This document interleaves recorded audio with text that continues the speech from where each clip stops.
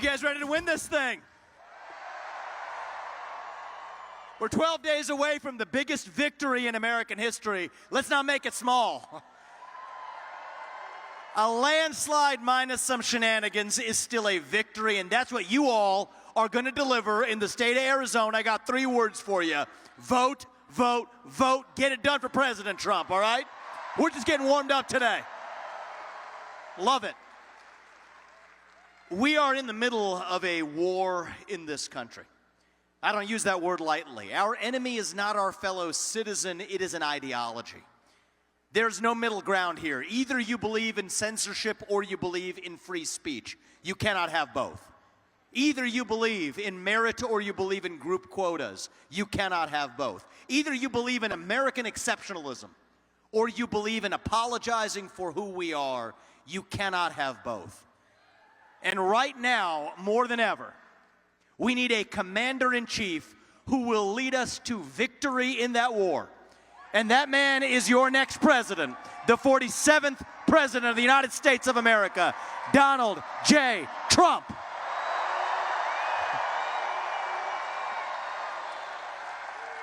If you want to seal the border, vote Trump. If you want to restore law and order in this country, vote Trump. If you want to grow the economy in this country, vote Trump. If you want to stay out of World War III, vote Trump. If you want to revive national pride in this country, vote Trump. If you want to make America great again, vote Trump. This is the choice we face. You know, Tim Walz, Kamala Harris walking around. I'll tell you, I hope when we deliver that victory on November 6th, the Democratic Party learns once and for all that identity politics doesn't work. You get rotten leaders at every time when you use race and gender to select somebody for their job. And I'm actually talking about Tim Walz this time, by the way. It doesn't work in any direction at all. You know, you got kids coming in, they'll say, oh, he went in as a boy, now he identifies as a girl. It's like what happened at the top of the Democratic ticket.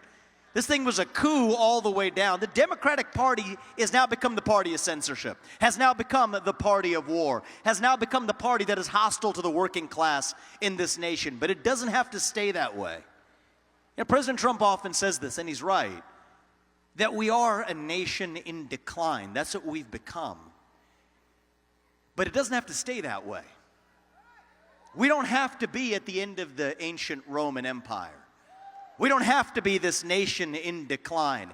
We still can be a nation in our ascent.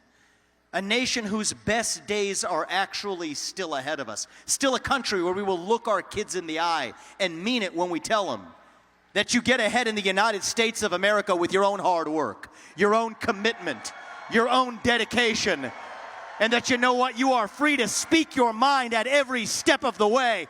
That is the American dream. That is what we are running to. That is how we will make America great again. Our founding fathers, make them proud.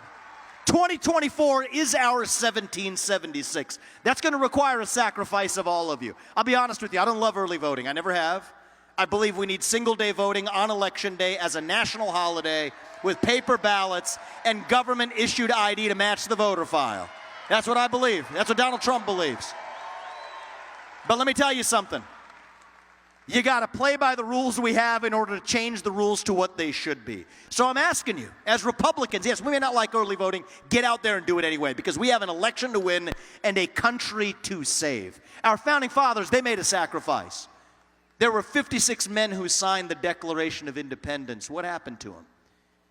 Might ask yourself exactly. 12 of them had their homes ransacked and burned to the ground by the British. 5 of them were captured by the British and tortured until their deaths. 9 of them died in the American Revolution. 3 more of them had their own kids die in the American Revolution.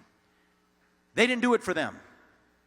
They did it for us so we could be here 250 years later enjoying the blessings of liberty in the greatest nation known to the history of mankind. And we're not about to squander it for them. 2024 is our 1776, and I mean it when I say this. I think Donald Trump is the George Washington of our moment. They shot at George Washington when he crossed the Delaware.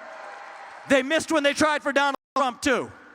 This time around, we're not messing this up for our country. And I'm asking you, you guys do your part, Donald Trump's going to do his, and we will make sure that our best days are still ahead of us, that we restore that American dream, that we restore that belief in the impossible, that we are the unafraid, the explorers, the pioneers who nobody was going to stop. That is what won us the American Revolution. That is what reunited us after the Civil War. That is what won us 2 world wars and the Cold War. That is what still gives hope to the free world. And if we can revive that dream over group identity and victimhood and grievance, then nobody in the world, not a nation, not a corporation, not a virus, not China, and certainly not Kamala Harris or Tim Walz is going to defeat us. That is what American exceptionalism is all about. And that is what we will revive to save this great nation. Thank you all. God bless you and your families. And may God bless our United States of America. Do not stop fighting until we get this job done. Thank you, guys. God bless.